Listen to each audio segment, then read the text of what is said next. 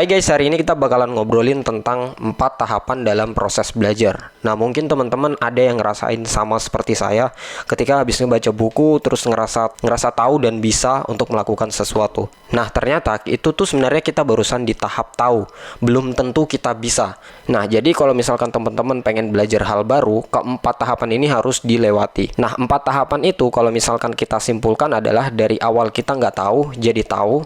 Nah, setelah kita tahu jadi bisa. Setelah bisa, kita jago. Nah, untuk lebih gampangnya saya analogikan seperti ini. Kalau misalkan teman-teman barusan pengen belajar berenang. Nah, untuk teman-teman supaya tahu gimana caranya berenang, teman-teman harus cari tahu dulu gimana caranya berenang, mungkin lewat buku, lewat blog, lewat YouTube, dan lain-lain.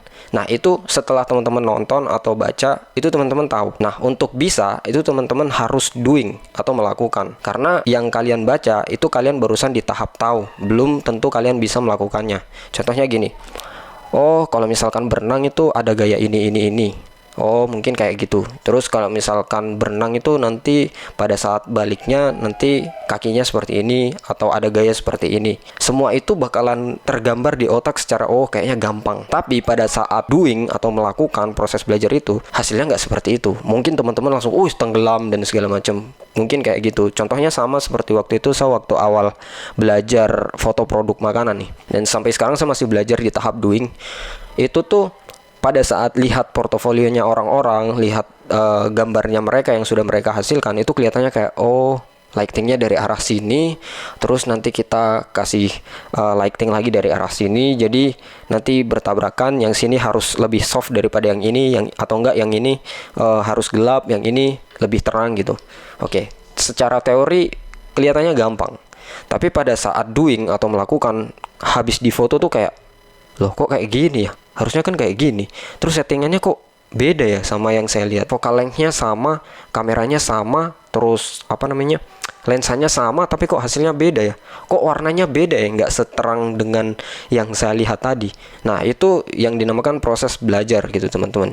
Nah, setelah di proses belajar, kalau misalkan teman-teman sudah bisa, dari bisa itu jadi jago. Gimana caranya supaya teman-teman jago? Nah, kalau misalkan kita simpulkan tahap pertamanya itu adalah unconscious incompetence, atau teman-teman nggak sadar bahwa teman-teman tuh nggak bisa. Yang kedua adalah conscious incompetence, di mana teman-teman tuh sudah mulai sadar bahwa sebenarnya teman-teman tuh nggak bisa. Nah, yang ketiga itu adalah conscious competence. Jadi teman-teman sudah mulai sadar, saya sudah bisa tapi masih belum automate atau masih sekedar bisa lah. Nah, nanti setelah bisa, itu baru setelah belajar sampai akhirnya teman-teman bisa secara tidak sadar gitu. Kayak misalkan saya nggak perlu mikir tata letaknya foto tuh seperti ini, itu nggak perlu mikir lagi. Kalau misalkan di tahap sadar bahwa teman-teman bisa, itu teman-teman masih kayaknya di sini bagus, kayaknya di sini bagus, terus tag lagi, foto lagi.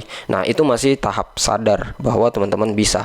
Kalau misalkan di tahap teman-teman tidak sadar bahwa teman-teman sudah bisa, itu artinya teman-teman sudah mahir. Jadi nggak perlu mikir lagi, begini kah? Oh bukan, begini kah? Oh bukan. Teman-teman tuh sudah feeling gitu, langsung taruh, jadi cekrek, udah jadi kayak gitu. So gitu aja 4 proses dalam tahap pembelajaran. Jadi sekarang teman-teman coba lihat, sekarang teman-teman berada di tahap mana. Kalau misalkan teman-teman masih di tahap sekedar tahu, coba teman-teman mulai doing atau melakukan atau belajar, nyoba gitu. Setelah teman-teman nyoba, terus ternyata begini dan begitu. Nah, itu adalah proses belajarnya gitu. Jangan berhenti di proses ketika teman-teman sudah tahu. So gitu aja, see you in the next video. Jangan lupa subscribe dan like video ini supaya saya makin semangat untuk bikin kontennya.